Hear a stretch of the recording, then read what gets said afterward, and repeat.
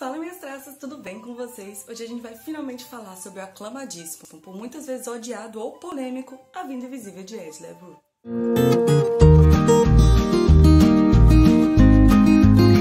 Esse livro demorou 10 anos para ser escrito e ele foi escrito pela V.E. Schubert. Eu não sei falar o nome dessa mulher. Não foi minha primeira leitura da autora. Minha primeira leitura dela foi Cidade dos Fantasmas, que eu continuei fazendo a leitura da saga, que tem Desabafando aqui no canal, vocês podem dar uma olhada. E eu confesso que se essa tivesse sido a minha primeira leitura da autora, eu dificilmente leria outras coisas dela. Mas vamos lá, vou explicar pra vocês. A gente sempre tenta entrar no ano com o melhor livro que a gente vai ler na vida. Então eu peguei um livro que estava sendo aclamadíssimo. Muita gente falava bem de A Vida Invisível de Ed La Rue, falava muito bem, mas muita gente também falava mal. E aí eu comecei realmente a ficar preocupada. Mas eu decidi dar uma chance e coloquei ele como o primeiro livro desse ano. E eu posso dizer que o ano já começou bem mais ou menos. Esse livro aqui vai levar 3 estrelas, mas a parte importante é eu explicar pra vocês esses motivos. Em A Vida Invisível de Ed La Rue, a gente vai conhecer a Ed La Rue. Ela vive lá em 1700 e tanto, e ela vive numa vilazinha. E essa vila é aquele pessoal bem de interior mesmo, que fala da vida dos outros, que acha que a única forma certa é um padrão, mas tem aquela bruxa louca, né, que a gente sempre ama, que é chamada de bruxa assim por causa da época, que é a Stella. E a Stella acredita nos deuses antigos, e ela passa esse ensinamento pra Ed. Diz que não tem problema você acreditar em deuses novos ou antigos, mas que os deuses antigos recebem por meio de oferendas os seus pedidos e as suas respostas, elas funcionam assim. Então a Ed começa então a oferecer pequenos presentes, pequenos desenhos, coisas que ela faz para esses deuses antigos. Mas a Stella deixou bem claro uma regra: você não, em jamais, hipótese alguma, pode fazer pedidos, não importa o desespero que você esteja, para os deuses da noite, porque os deuses da noite provavelmente vão pedir umas coisas muito mais interessantes. E aí, a Ed estava um dia desesperada, porque já tinha pedido para todos os deuses possíveis, mas nenhum deles tinha atendido a ela, quando ela foge de uma proposta de casamento aos 23 anos, e ela foge desesperada dessa cena de casamento, pedindo, e com os olhos fechados ela não percebeu que tinha anoitecido, e tudo isso está nascendo, gente. Então quem aparece para ela é um deus da noite, e esse deus noturno, que vai ser chamado de Luke ao longo do livro, que pra mim é um dos melhores personagens do livro, que pra mim é o melhor personagem do livro, atende o pedido de Ed, mas todo mundo sabe, e quando a gente tem que fazer um pedido, a gente tem que prestar bastante atenção no que a gente está pedindo, a gente tem que saber o que a gente quer pra poder pedir. E a Ed não sabe muito bem fazer esse pedido. Então o Luke atende o pedido dela de uma forma que ele entende. O Luke então faz com que todo mundo se esqueça da Ed assim que tem uma porta, por exemplo, passada na sua frente. Então a família da Ed não vai lembrar dela, a Stella não vai lembrar dela, ninguém vai lembrar dela. E isso por 300 anos. E esses 300 anos vão se passar as histórias de Ed, a gente vai conhecer sim, mas vai ser intercalado com os momentos do presente. Então a gente tem as histórias da Ed mostrando como tinha sido a participação de uma mulher na época, independente de onde ela estivesse, o fato de ela ser mulher é um empecilho para alguma coisa. Então isso eu achei interessante.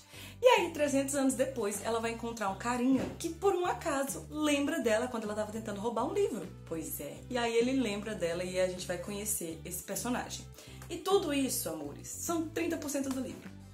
Pra mim, um dos maiores problemas desse livro, com certeza, é que ele é enrolado. Não é assim, eu vou enrolar porque tem um motivo pra isso. Não, o livro é enrolado, o livro é cansativo e o livro é longo. E por vários momentos eu quis desistir ou pular capítulos da leitura.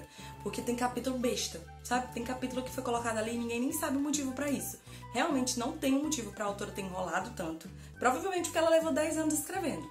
Mas tem muitos capítulos que deixam a gente assim, tipo, vamos pro próximo sentido, porque o livro passa muito tempo sem objetivo. O objetivo do livro mesmo vai acontecer lá em 80% do livro, que é quando ele fica bastante interessante. E isso também tem a ver com a participação do vilão. O vilão, que de longe é o melhor personagem desse livro, foi o mais bem trabalhado, teria a fundo muito mais sobre ele. Ele de fato é muito mais interessante e a gente fica ansiando pelos momentos que ele vai aparecer, o que já é estranho para um vilão.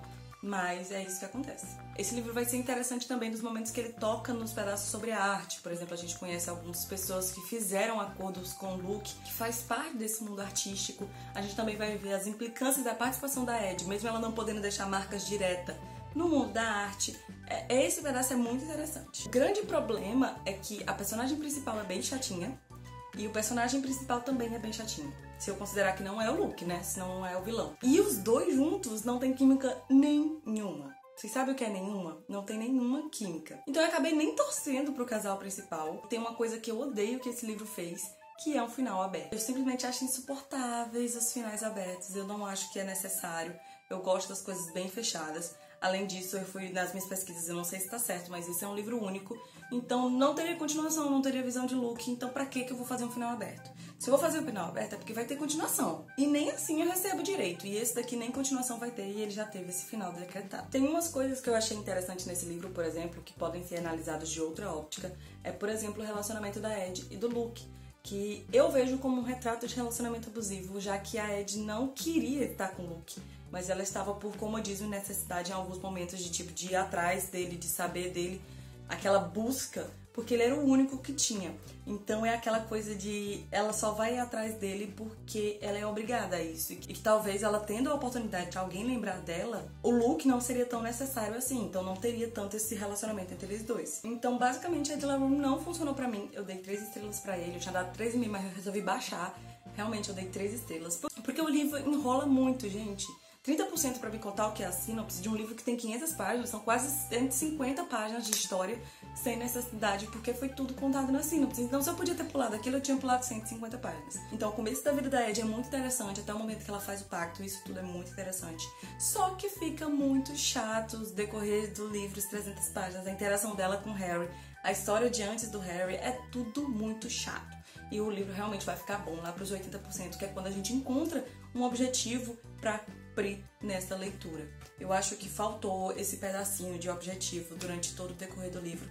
Se eles tivessem começado essa antecipação dos 80% e resolvessem esse final aberto, ia dar muito mais certo. Eles podiam ter cortado o meio e a partir dos 80% desenvolver dali, que foi quando eles deram um motivo pra gente fazer a continuação da leitura e não querer abandonar, então. Júnior, você indica Ed La Room? Não, eu acho que tem muitos outros livros bons pra você fazer essa leitura, inclusive da própria autora. Eu amei a série da Cassidy, os livros são bem menores, Cidade de Fantasmas e Túnel de Ossos, que são os dois que eu já li, tô esperando a continuação. O livro é muito mais interessante, é muito mais fluido, o livro é até mais curto, então você consegue ler os dois no tempo que você leria a Ed La Room. Recomendo muito mais você fazer essa mudança de leitura. Vou desistir da autora? Não, porque eu quero fazer a leitura de Vilão e também de Tons de Magia, que todo mundo fala, é muito aclamada essas duas sacas. Eu espero que vocês tenham gostado, não esqueçam de ver os próximos vídeos, tem muita coisa por aqui, beijinhos, até a próxima!